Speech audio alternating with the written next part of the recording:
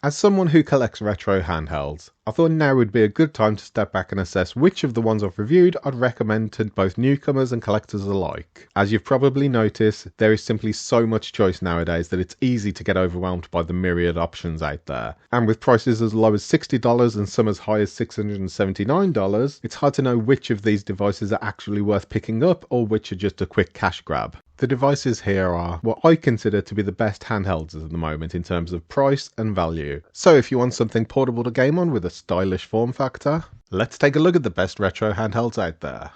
It always feels like cheating to mention the Steam Deck. That's why it's not higher on this list. It's a portable gaming PC, so of course it's going to slay when it comes to retro games. What can it play? Just about everything. PS3 and Xbox 360 are extremely limited due to the respective emulators being much newer than, say, something that plays SNES games. Some games will work, but the majority are unplayable. One quick side note, if you are trying to emulate 360 games on the Steam Deck, you want to get custom patches installed alongside them. Red Dead Redemption runs poorly in the native Xenia emulator, but the custom patches allow the game to run at 60 frames per second more often than not. It's a pretty big improvement. Okay, back to it. The problem with the Steam Deck is despite how brilliant it is, and it is, it's much more cumbersome than something like the AYANEO Pocket Air. It's massive, weighing in at 669 grams for the OG model and 640 grams for the OLED version. It's not as comfortable to hold as other handhelds in this guide. The battery life for emulating newer systems like the Switch isn't great either. I average between 90 minutes and 3 hours depending on the title. Not great. But in its defense, I did say it's a portable gaming PC. How portable it is, given the need to be plugged in all the time, is up for discussion. But if you only care about power and nothing else, or you want to play PC games as well, the Steam Deck is one of the best options out there. I can summarise the RG3XX Plus really easily. It's a rip-off of the Miyoo Mini Plus with stronger tech inside and a worse build quality. It's also the perfect example of how to update a system. The original RG3XX used the quad-core ARM Cortex A9 CPU and it was severely lacking. The move to the H700 quad-core ARM Cortex A5 in the RG3XX Plus has really changed what the device is capable of. Both Dreamcast and PSP are much more playable now. I've noticed some issues with artifacts on the screen, but these kind of problems can be patched out with updates. Not an excuse, but something to keep in mind. Or, as is the case with most Anbernic devices, chances are there will be a custom operating system available within a few months that makes everything run a lot more smoothly. On the build quality, I actually prefer the layout and depth of the buttons on the RG3XX Plus to the Miyoo Mini Plus, but the back buttons make a slightly annoying rattling sound. If I was building the perfect console, I'd put the tech from the RG3XX Plus inside my Miyoo Mini Plus, and that for me would be the ultimate gaming handheld. The Super Pocket from Hypermegatech has been one of this year's biggest surprises. It's only $59. That low price makes it simply the best handheld when it comes to value. You can get cheaper handhelds than this, but in my experience, most of them aren't very good. Remember the Retro Mini? That's my go-to example of how to waste money on something that seems better than it actually is. That handheld looked great on paper, but wasn't able to emulate even simple systems like the SNES without struggling. What sets the Super Pocket apart from other cheap handhelds is a solid screen quality, and it comes with games. The Taito version comes with 18 games, while the Capcom edition features 12. These are legally obtained games as well, not ROMs. Not only that, all your Evercade cartridges work on the Super Pocket as well, so if you've already built a library, you've got games ready to go. It's not perfect by any means. The screen is good, not great. The speakers are average at best, and the back buttons aren't comfortable. Although the latter is a problem most vertical handhelds suffer from. But it's what the Super Pocket gets right that matters. The game choice is excellent, the D-pad is the best sub $100 D-pad I've ever used, and, once again, it's only $59.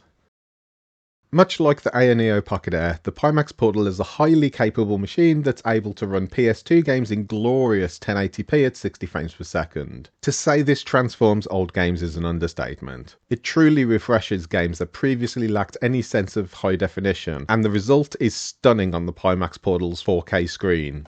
There is no getting around the fact that the Pimax Portal has a Nintendo Switch style design, but what makes this device so compelling is that it builds upon what Nintendo made and improves the formula. Instead of Joy-Con rails you slide the controllers into, the Portal features magnetic controllers that snap into place. That means the chance of breaking a controller through being a bit too rough or letting your kids play is way lower than usual. I'm still never going to be a fan of convex thumbsticks, but the overall button placement is solid and feels comfortable to play on. As for what else you can emulate, there isn't much difference in terms of power between the Pimax Portal and the AYANEO Pocket Air. Up to Switch, with only lightweight Switch titles being playable, is really where this device caps out, and that's fine. We are, after all, limited by the state of emulators themselves rather than the tech behind the device. So the question is, why is the Pimax Portal behind the AYANEO Pocket Air if they're similar devices? It all comes down to the operating system. As I say, there really isn't much in it in terms of power and design, so I really need to get picky. In my experience playing with both systems, I found the AYANEO Pocket Air's version of Android had fewer problems and app compatibility issues. That's not to say the Pimax Portal has loads of issues, everything runs great, but the problem count was higher overall by comparison. It's the little things like that that make the difference. Still, the Pimax Portal is an excellent handheld that deserves way more eyes on it. If you're not into the Switch style layout, the Portal won't change that. But if you've been wanting to play a Nintendo Switch 2,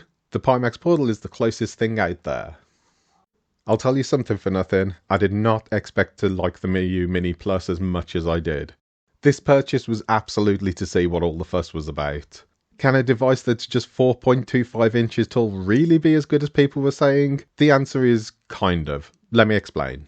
The small nature of the Mini Plus means it's one of the few retro handhelds you can physically fit in your pocket. Try doing that with a Steam Deck and chances are you'll probably need a new pair of jeans. As it turns out, the 3.5 inch screen in the Mini is plenty big enough to see what's happening in game and react accordingly. Plus, thanks to it being an IPS display as well, I never felt like I was squinting, which is something that happens a lot when you wear glasses.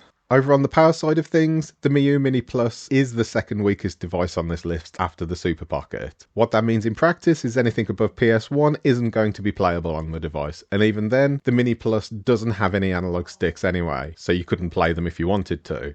I also personally don't like using the Miyoo Mini Plus for PS1 games. They work, but there are better options out there. What I see the Miyoo Mini Plus as is a mini Game Boy-like device designed to play SNES, Master System and Game Boy Advance games when you're commuting or you want to pass ad breaks in style. The AYANEO Pocket Air remains my go-to device for emulation on Android. Thanks to the powerful MediaTek Dimensity 1200 chipset, this device is only limited by the state of emulators themselves. Anything from the 8-bit or 16-bit eras are a breeze on this console, and if you opt for the pricier AMOLED screen, those pixels come out crisp. What's so important about the Dimensity 1200 processor is that it's capable of emulating much more powerful systems compared with the likes of the Super Pocket or cheaper handhelds. How far could I push it? Dreamcast and N64 both worked with minimal slowdown, as did PS2 and GameCube for the most part. I was even able to get lightweight Switch games working, that's how advanced this chipset is. There are some minor issues though, like how the Pocket Air uses convex thumbsticks instead of concave, and if you don't like Android, this device isn't going to change that. The $300 asking price isn't going to be for everyone either, especially when the 64GB Steam Deck model is just $399, although that is being phased out by the more expensive OLED model, so keep that in mind. What makes the Pocket Air such a delight is it offers something different. The 5.5 inch screen is roughly the same size as a Switch Lite, which means the device isn't clunky to hold like the Steam Deck or ROG Ally, and it doesn't fall into the smaller bracket like the Miyoo Mini Plus. In short, it's the form factor combined with a killer screen and high-powered tech that makes the AYANEO Pocket Air so very easy to recommend. Okay, I know people are going to get angry about this, so hear me out. What Anbernic has created with the ARC-D is a near perfect fighting game handheld. If you play Street Fighter 2, Marvel vs Capcom 2, or even the early Tekken games, being able to remap those awkward back buttons onto one of the 6 face buttons truly changes the game.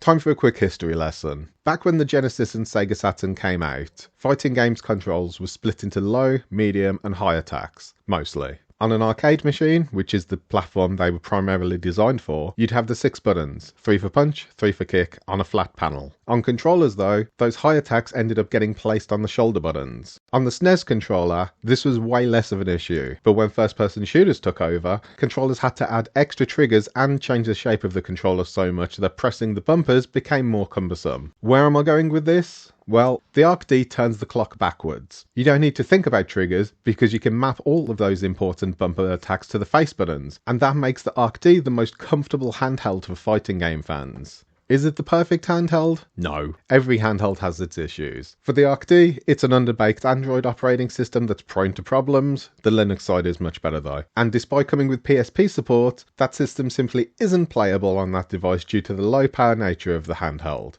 It is, after all, only $89.99, which is cheaper than most of the Retroid offerings and around $200 cheaper than the AYANEO and Pimax consoles.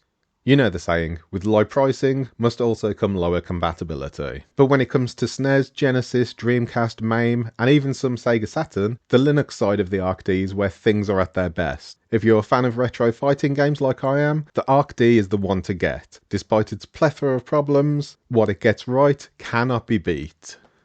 If you enjoyed this video, feel free to give it a like, and if you'd like to subscribe, that'd be awesome. Until next time, see ya.